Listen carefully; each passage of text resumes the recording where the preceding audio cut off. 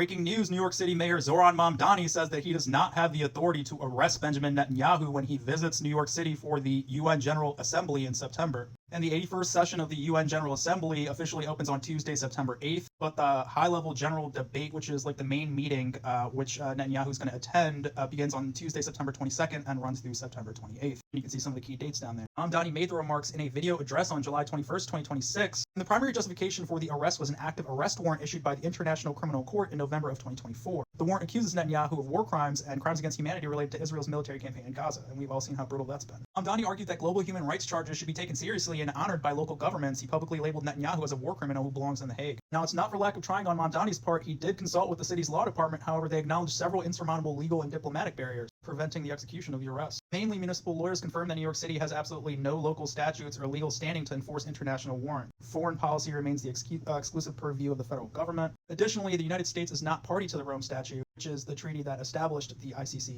and does not recognize the court's authority or jurisdiction at the current moment.